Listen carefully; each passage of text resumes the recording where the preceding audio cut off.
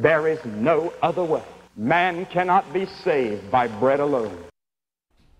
There is mourning across the nation, but also a celebration of the life and message of Reverend Billy Graham.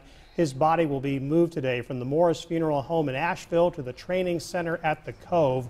We saw people laying flowers there at the entrance. There's also a chapel filled with pictures of Graham where people are encouraged to pay their respects.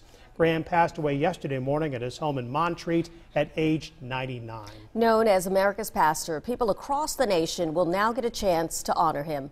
A makeshift memorial is growing for him at the Billy Graham Library in Charlotte. Many people have been driving up, placing flowers and praying there. Reverend Graham will be brought to the library from Asheville during a procession Saturday.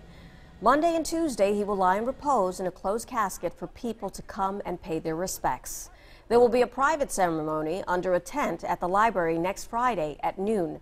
A spokesperson for the firm organizing the funeral says that Graham passed away peacefully.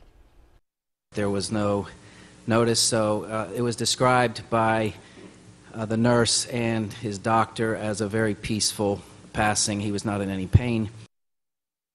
Reverend Graham's funeral is invitation only, with about 2,300 invitations going out. He'll be laid to rest at the library next to his wife, Ruth, who died in 2007.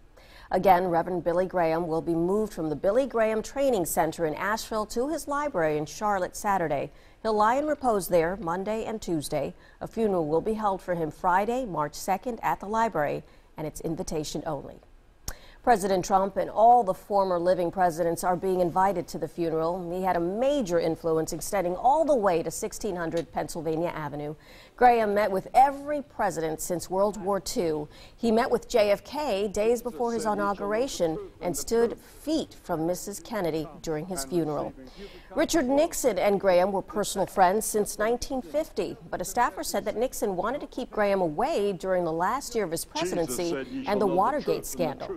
It is 5:33. People across the Carolinas are remembering Reverend Billy Graham. We talked to Sheila Burnett near downtown Spartanburg. She says her memories of Reverend Graham date back a long time. She's visited his library and went to his crusades. Sheila says Graham means a lot to people in the area, and she's followed his message for decades.